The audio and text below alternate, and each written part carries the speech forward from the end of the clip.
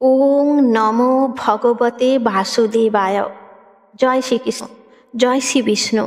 বন্ধুরা, ভাদ্র মাসের অতি গুরুত্বপূর্ণ দিন হলো জন্মাষ্টমী, যে দিনটির জন্য আমরা সবাই অধীর আগ্রহে অপেক্ষা করে থাকি।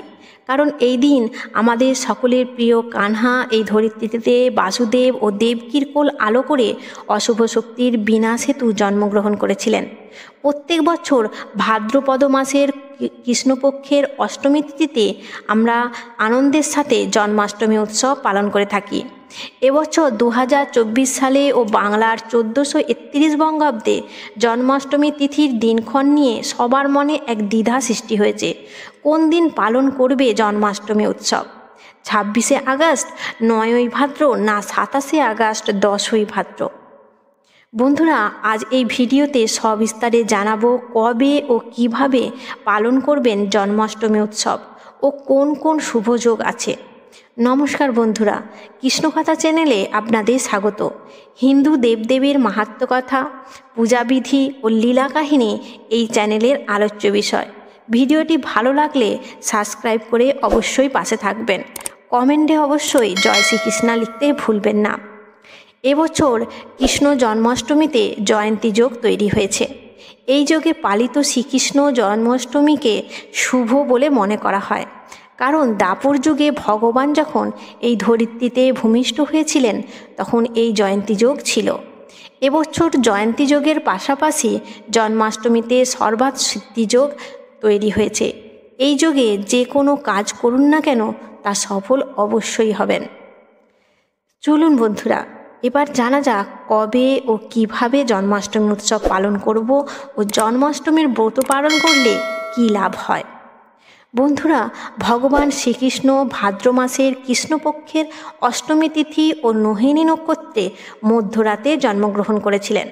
তাই রোহিণী নক্ষত্র ও অষ্টমী তিথি অনুসারে এবছর অর্থাৎ 2024 সালে বাংলার 1431 বঙ্গাব্দে 26শে আগস্ট, বাংলার 9ই ভাদ্র, সোমবার ভোর 3:39 অষ্টমী তিথি শুরু হবে ও শেষ হবে 27শে আগস্ট, বাংলার 10ই ভাদ্র, মঙ্গলবার দুপুর 2:19।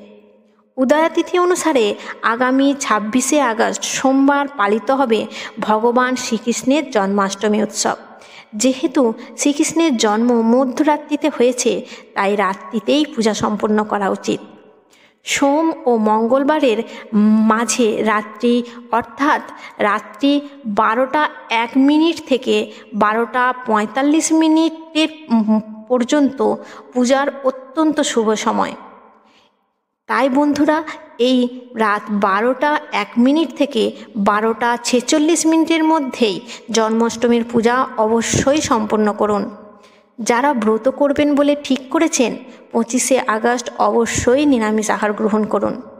জন্মাষ্টমীর আগের দিন সম্পূর্ণ বাড়ি পরিষ্কার করুন।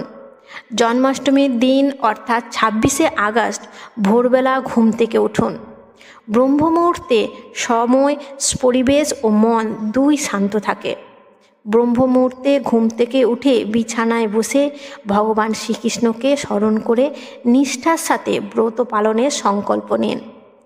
এবার বিছানা ছেড়ে সকাল সকাল স্নান সেরে নিন।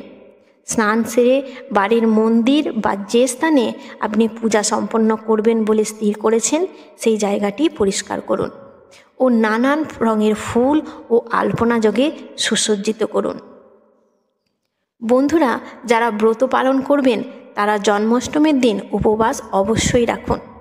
যারা সারাদিন নির্জলা উপবাস রাখতে পারবেন না তারা সামান্য ফলাহার করতে পারেন।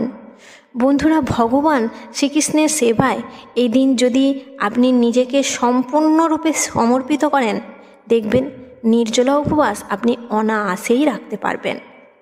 এবার বলি, মন্দির সজ্জিত করার পর একটি কাঠের বেদির ওপর লাল রঙের শালু কাপড় বিছান। লাল শালু কাপড় না থাকলে রঙিন কাগজও বিছাতে পারেন। বেদির ওপর ভগবান শ্রীকৃষ্ণের একটি মূর্তি বা ছবি স্থাপন করুন। তারপর ভগবানের উদ্দেশ্যে নানান প্রকার ভোগ ও পূজা সামগ্রী আয়োজন করুন। এরপর ভগবান শ্রীকৃষ্ণের অভিষেকের উদ্দেশ্যে পঞ্চামৃত অথবা পঞ্চগব্য অতি অবশ্যই সংগ্রহ করুন। এর সাথে তুলসী পাতা, হলুদ বা সাদা রঙের ফুল, একটি ঘি বা তেলের প্রদীপ, ধূপকাঠি, শঙ্খ এবং ভগবানের উদ্দেশ্যে বিভিন্ন খাবারের আয়োজন করুন।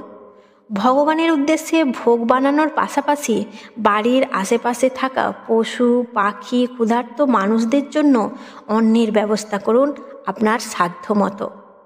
এতে ভগবান শ্রীকৃষ্ণ খুবই প্রসন্ন হন। বাড়িতে যাদের গোমাতা আছেন এই দিন অবশ্যই তাদের স্নান করিয়ে পরিষ্কার করে ফুলমালা পরিয়ে প্রণাম করুন। তাদের প্রয়োজনীয় খাদ্য ও জল সময় মতো দিন। এই দিন যখনই সময় পাবেন হরে কৃষ্ণ মহামন্ত্র অবশ্যই জপ করুন। কৃষ্ণমন্ত্র জপের সাথে সাথে ভাগবত পাঠ অবশ্যই করুন। ভাগবতের 10 নম্বর খণ্ডটি এই দিন অবশ্যই পাঠ করুন। যদি সম্ভব হয় গীতার 2য় ও 3য় অধ্যায়টি অবশ্যই অর্থসহ পাঠ করুন। সারাদিন উক্ত কাজগুলি করার পর রাত্রিতে পরিষ্কার বা নতুন জামাকাপড় পরে নিষ্ঠার সাথে 12টা 1 মিনিট থেকে 12টা 46 মিনিটের মধ্যে শ্রীকৃষ্ণের পূজা সম্পন্ন করুন ও ভগবানের আশীর্বাদ লাভ করুন। পরের দিন অর্থাৎ 27শে আগস্ট মঙ্গলবার ভগবানকে নিবেদিত প্রসাদ গ্রহণ করে ব্রত ভঙ্গ করুন। নিষ্ঠার সাথে ব্রত পালন করুন ও ভগবানের আশীর্বাদ লাভ করুন। রাধে রাধে।